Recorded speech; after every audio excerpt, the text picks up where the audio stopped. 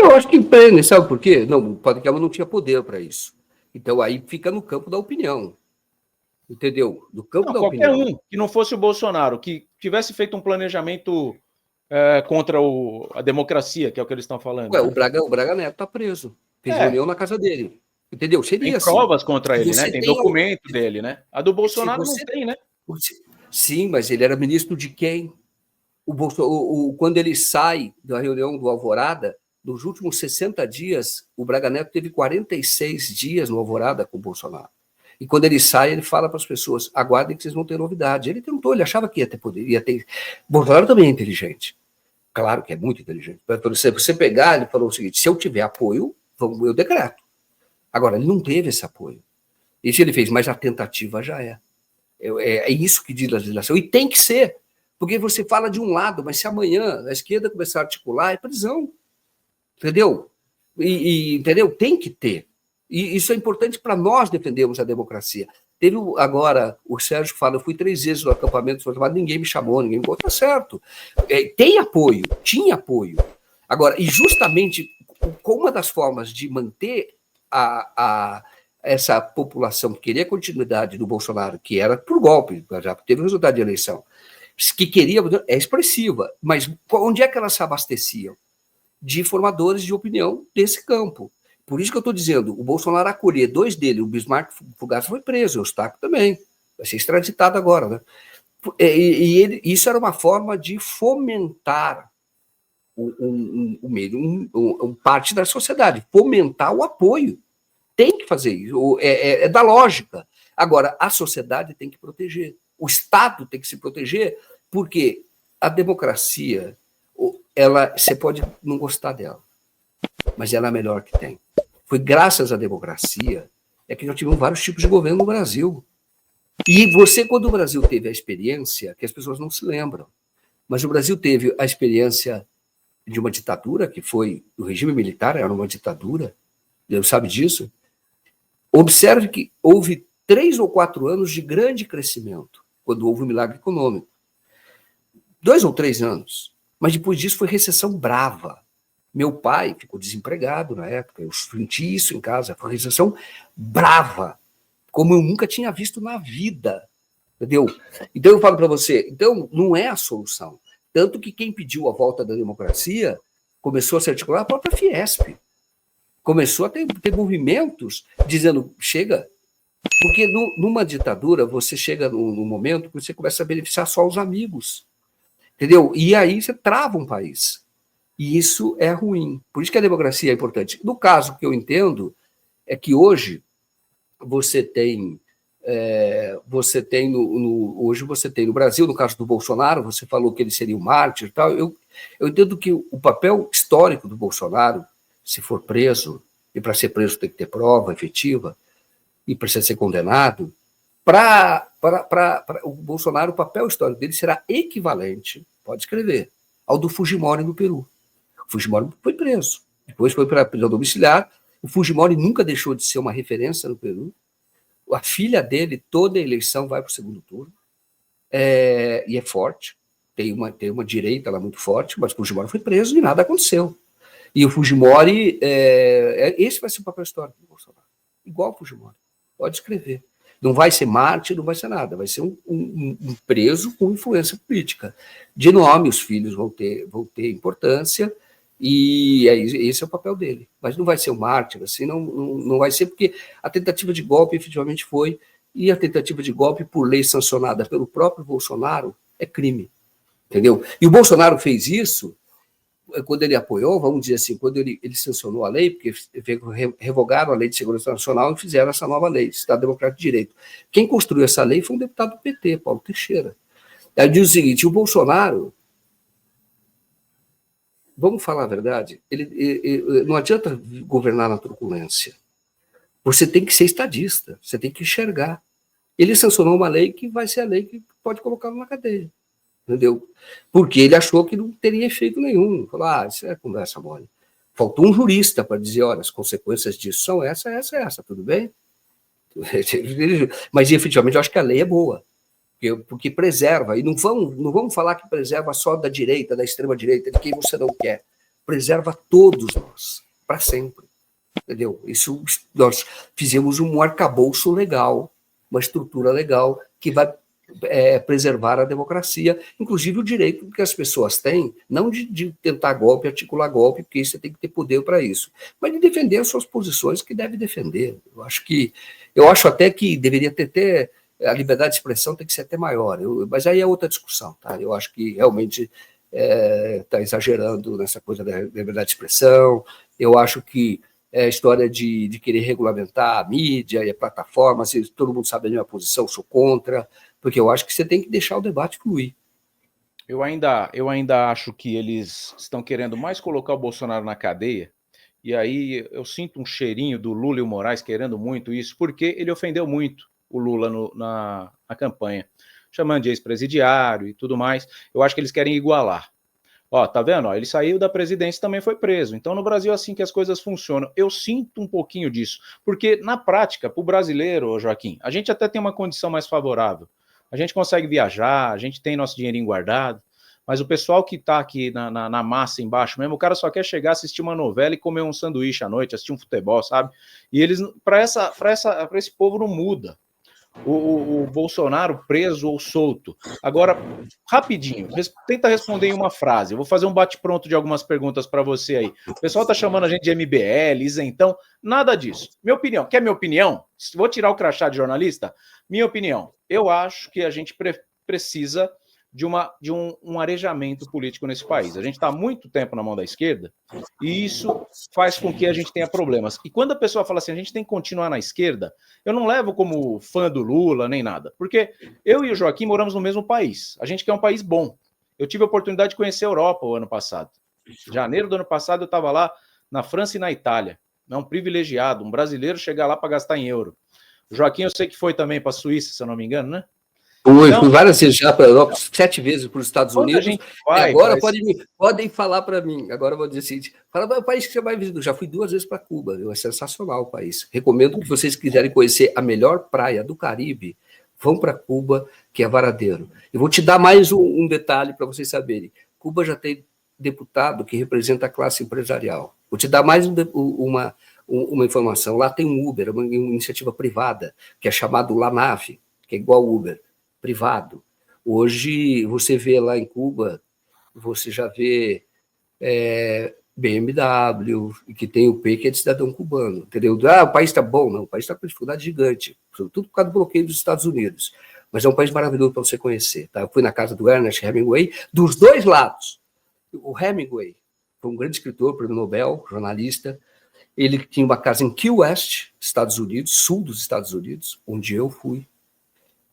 Pode falar que eu sou esquerda caviar, porque eu sou esquerda caviar. Então, eu digo assim, chega ali, eu fui em Key West, onde as pessoas amam Cuba, e elas têm um posto de observação, que você fica no ponto mais pertinho de Cuba, Havana, que fica a 100 quilômetros do outro lado. E eu fui 2 vezes, eu fui 7 vezes para os Estados Unidos, e eu fui na casa do Hemingway agora, por Havana, entendeu? O Hemingway é um herói dos Estados Unidos, entendeu? Assim, um dos grandes nomes dos Estados Unidos.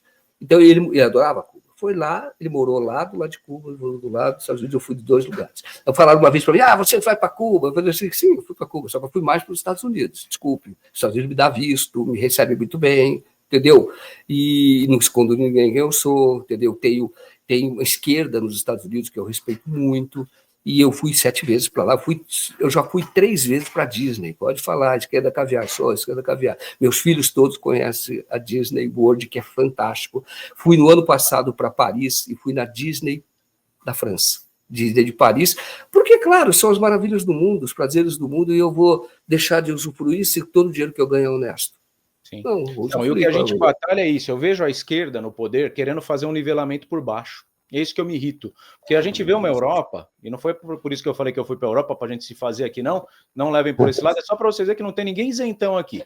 Eu sou favorável da direita no poder novamente. Eu preciso ver esse país arejado, porque eu vejo a Argentina flutuando com o Milei, tá? Eu vejo evoluções agora, mesmo com o radicalismo absurdo que o Trump faz, aí de querer falar que filho de imigrante ilegal lá não é americano. Cara, nasceu lá, é americano. Acabou. Então tem umas idiotices, né? A gente tem que lapidar isso. Mas, por exemplo, a USAID.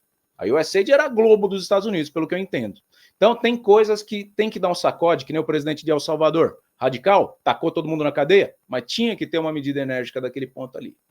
Então, a gente diverge aqui e eu estou mais posicionado à direita, o Joaquim, esquerda caviar, ele mesmo se auto-intitulou. Então, não tem problema nenhum. Quase que a gente se encontra na Disney Paris, porque eu não consegui o visto americano, levei meu filho com 14 anos para Disney Paris em janeiro.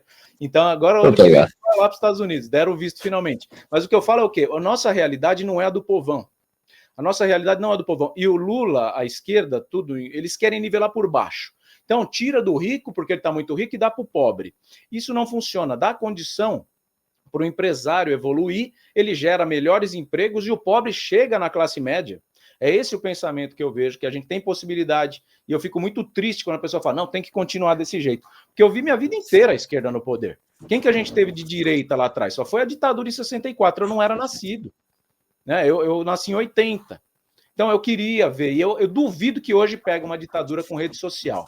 Então eu vou fazer perguntas pontuais. Deixa eu só falar uma coisa, sem polemizar, mas qual é o caminho que eu entendo que esse é o caminho traçado pelo Lula e é fato? Por que o Brasil cresceu em 2010 e esse ano passado cresceu 2,9 e o ano retrasado 2,9 vai crescer 3,5 possivelmente no ano passado, esse ano vai crescer de novo. O Brasil não crescia assim há muito tempo. Por que no primeiro governo dele ele terminou o segundo mandato, o Brasil crescendo mais que a China, 9%, 9 pontos. Justamente, e não é inventar a roda. Pobre é solução. Então, quando você ouviu o Lula falar sobre isso, como é que os Estados Unidos viraram a potência que eles viraram? Quando houve a abolição dos escravos com compensação. Você incluiu um monte de gente. Por que a Alemanha virou o grande locomotiva da Europa nos primeiras décadas de século? Porque incluiu os mais pobres. O que significa isso? Significa que você aumenta o tamanho do mercado. Por que a Ford saiu do Brasil quando era o governo Bolsonaro e por que agora? Ford estava no Brasil há mais de 100 anos. Pode ser que ela volte. Então ela saiu, porque o Brasil estava para baixo. Porque você precisa vender carro, você precisa de país, então fabrica em outro país e importa.